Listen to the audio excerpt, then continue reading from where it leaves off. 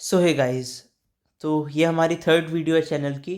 और अभी हम केमिस्ट्री का फर्स्ट चैप्टर पढ़ रहे हैं, क्लास 10th का, केमिकल रिएक्शंस एंड इक्वेशंस। तो कल हमारा इक्वेशंस वाला टॉपिक हुआ था और हमने बैलेंस करना भी सीख लिया था। सो टुडे जो हमें पढ़ना है वो टॉपिक है हमारा types of chemical reactions. Okay, types of chemical reactions, कि कितने केमिकल रिएक्शंस के टाइप होते हैं। तो जो पहले मेन टाइप्स होते हैं वो मैं आपको बता दूं कौन कौन से हैं। जो हमारे मेन 5 हैं, दैट इज कॉम्बिनेशन रिएक्शंस। अभी सारी एक्सप्लेन करूंगा मैं with examples. Second is decomposition reactions, ये कुछ तो आपको अब इनके नाम से ही पता चल जाएगा, decomposition.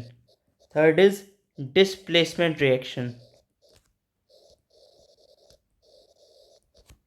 Fourth is double displacement reaction. Fifth is oxidation reaction. अब आगे भी हम इसे कर सकते हैं, F reduction reaction.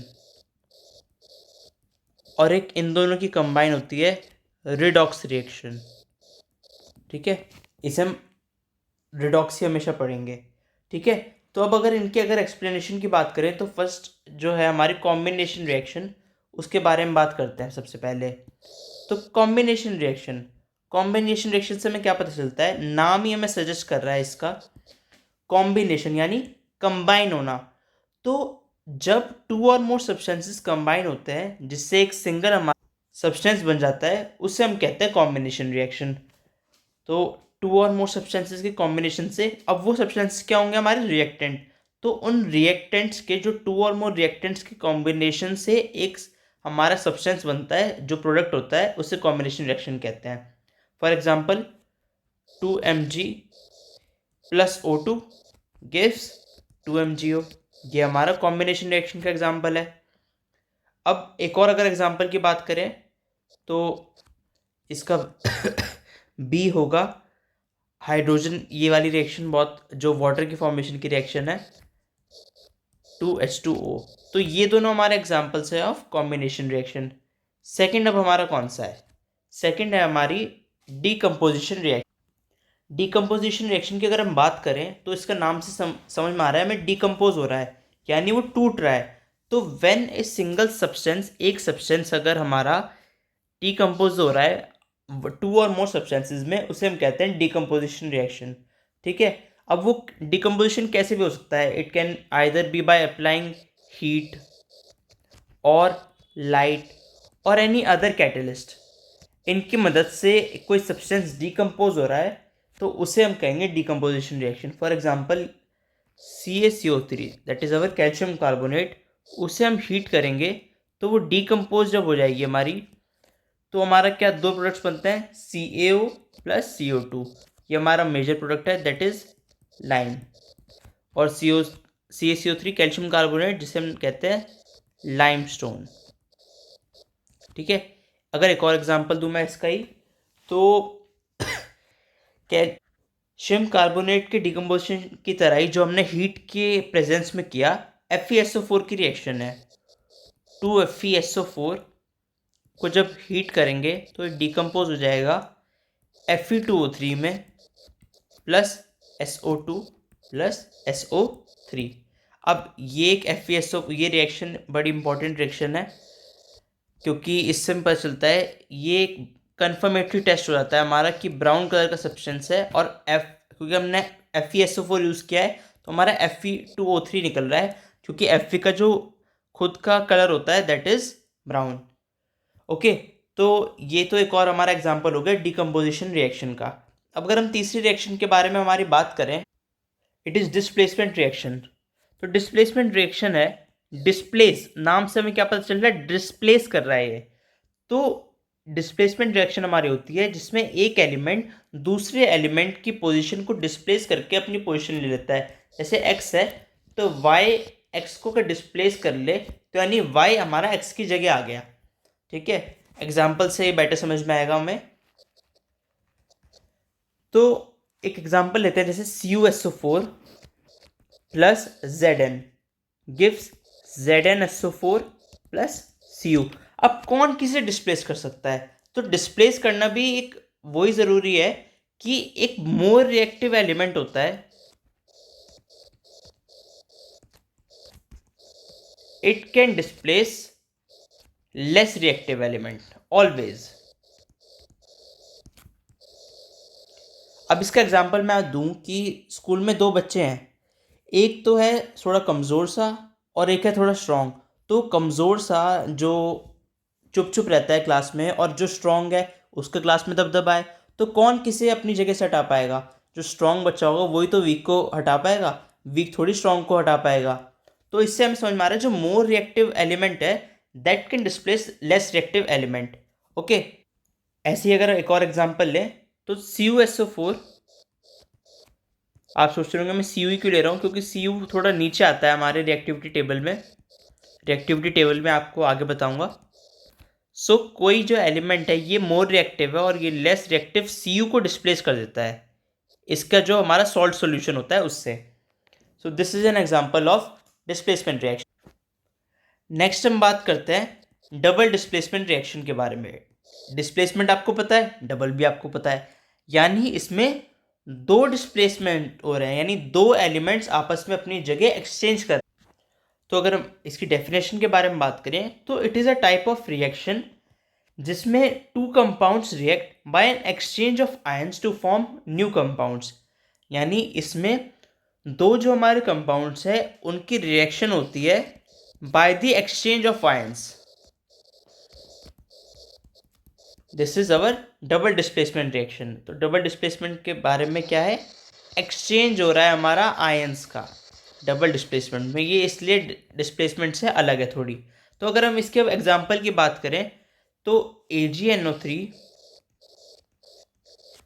Plus NaCl यानी हमारा sodium chloride gives us AgCl plus NaNO3। ये अब अगर हम इसे ध्यान से देखें तो Ag की प्लेस पे तो हमारा Na आ गया और Na की प्लेस पे हमारा Ag आ गया। अब Ag NO3 के साथ था, अब Ag तो आ गया, लेकिन अब Cl के साथ, जिसके साथ प्रीवियसली हमारा NaCl था।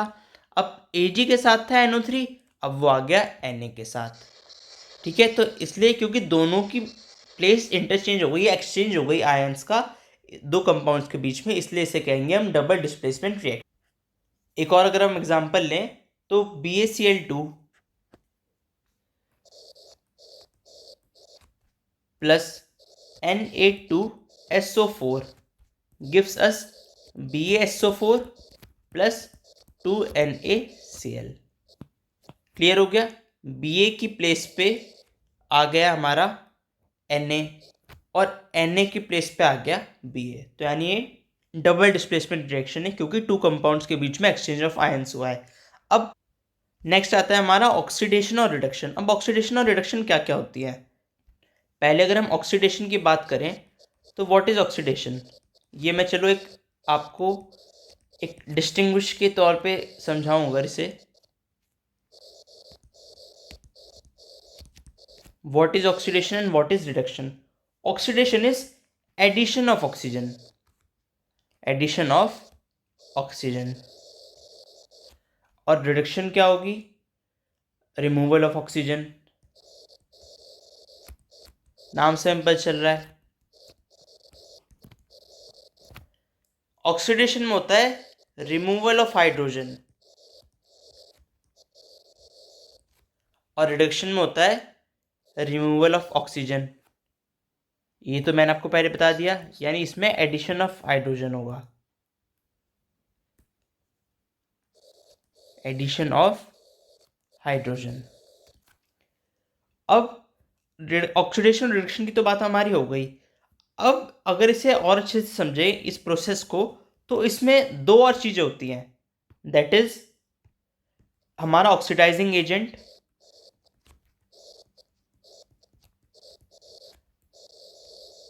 And reducing agent. अब ये दोनों चीज़ क्या है? ऑक्सीडाइजिंग एजेंट है जो ऑक्सीजन देता है for oxygen, gives oxygen for oxidation, या ये भी कह सकते हैं जो रिमूव करता है हाइड्रोजन फॉर रिडक्शन। ठीक है, या फिर हम कह सकते हैं रिमूव्स हाइड्रोजन।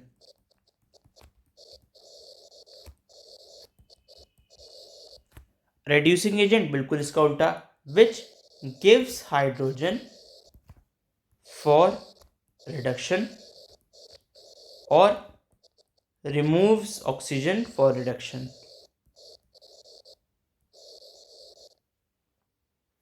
ठीक है, अब ऑक्सीडाइजिंग एजेंट और सब्सटेंस रेड्यूस्ड एक होगा, रेड्यूसिंग एजेंट और सब्सटेंस ऑक्सीडाइज्ड एक होगा। ये आपको एग्जाम्पल में समझ में आएगा।